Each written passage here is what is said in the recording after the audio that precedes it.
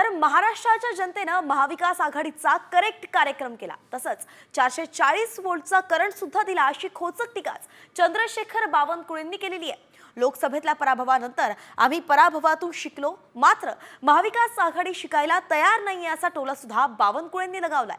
पाहूयात नेमकं ते काय म्हणाले।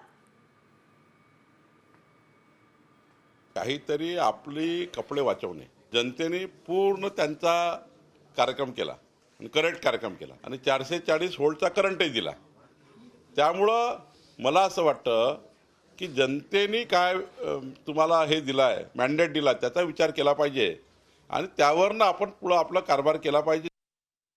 तर महाराष्ट्राच्या जनतेनं महाविकास आघाडीचा करेक्ट कार्यक्रम केला। तसंच 440 वोल्टचा करंट सुद्धा दिला अशी खोचक टीकाच चंद्रशेखर बावनकुळेंनी केलेली आहे। लोकसभेतल्या पराभवानंतर आम्ही पराभवातून शिकलो, मात्र महाविकास आघाडी शिकायला तयार नाहीये असा टोला सुद्धा बावनकुळेंनी लगावलाय।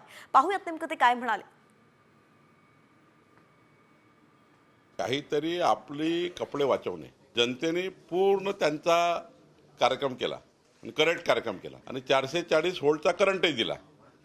त्यामुळं मला असं वाटतं की जनतेने काय तुम्हाला हे दिलं आहे, मॅन्डेट दिला, त्याचा विचार केला पाहिजे आणि त्यावरनं आपण पुढे आपला कारभार केला पाहिजे।